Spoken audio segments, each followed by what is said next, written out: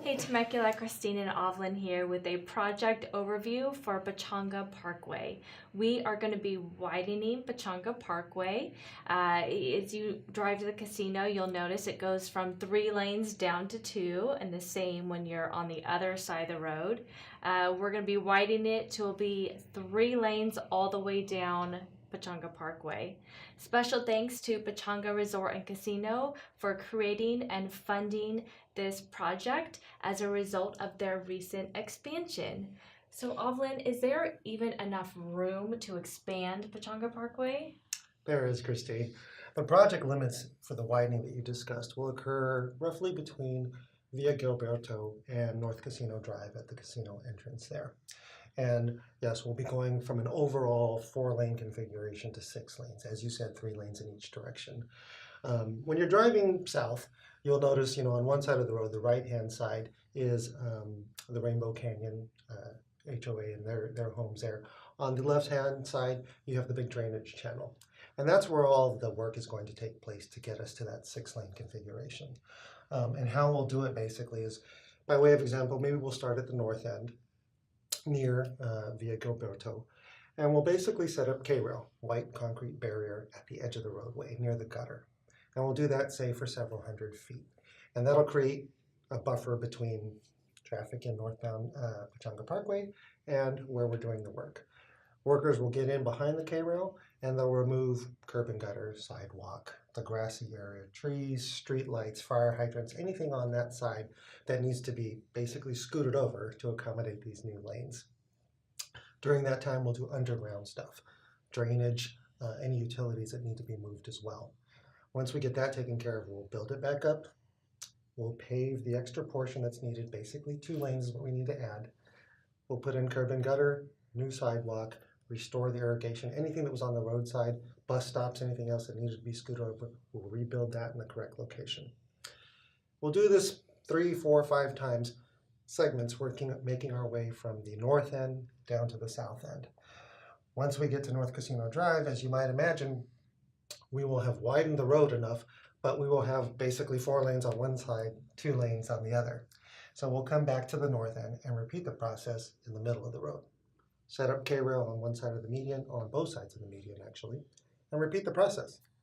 Remove the existing median, remove that 1 lane that's in the way, rebuild the new median 1 lane over, and pave where the old median used to be.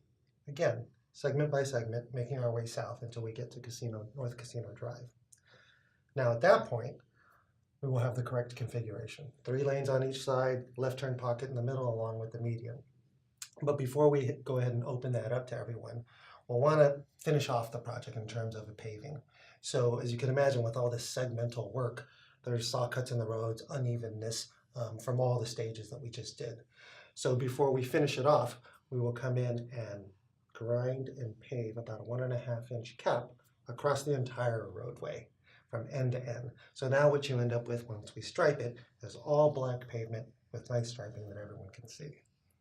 Ovlin, what is the time frame for this project, and will you be working during the day? The time frame is about 6 to 7 months. We're starting in March, and it'll run September, October-ish to get all of this work done. Most of the work will take place during the day, Monday through Friday, about 7 a.m. to 4:30 in the afternoon.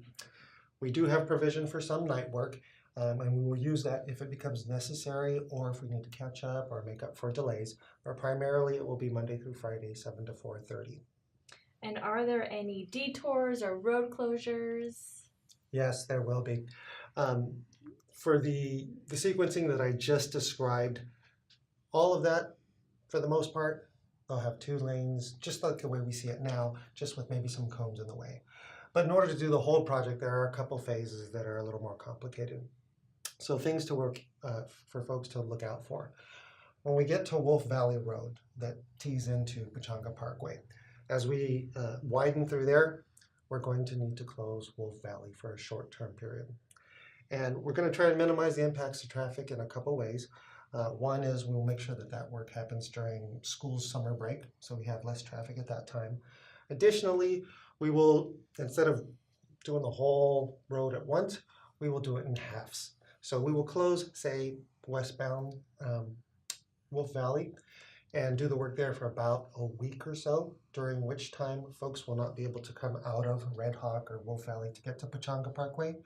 There will be detour signs at the next street up that basically tells folks head north or south to the next street that ties into Pechanga Parkway. Once we get that side of the road done, we'll flip over for another week, week and a half, and do the other direction. Folks need to look out for the PCMS boards that we have out on the street. Give them some heads up that it's coming. Another thing I want to mention in terms of traffic impacts is, remember I mentioned at the end of the job we need to pave the whole roadway width. Well, that operation takes 2 lanes. Now, we'll have 3 lanes in each direction at that time, but we'll need to take 2 to do this paving and grinding work.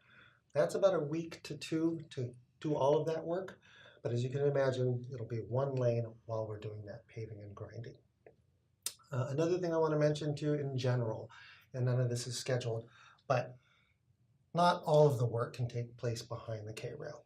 We will have the need to load material in, take material off, swing traffic signals. Some of these things cannot be done over live traffic, so we may have temporary small closures that people will have to drive around, and that will occur throughout the project.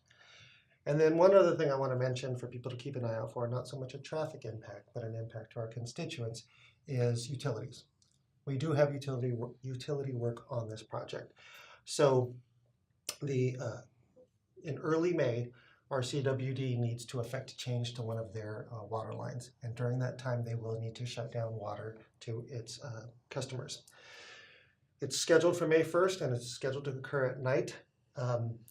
But what folks need to look out for is an actual notice from RCWD. As we get closer, they'll solidify that date, and RCWD will notify its customers, the ones that are affected, the standard way that they always do.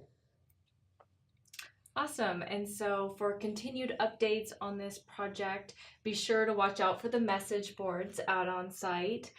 For major road closures or construction, check out the city's Facebook page. And then on a weekly basis, you can check out the city's trip report. You can find that on the city's website. It's temeculaca.gov/trip report.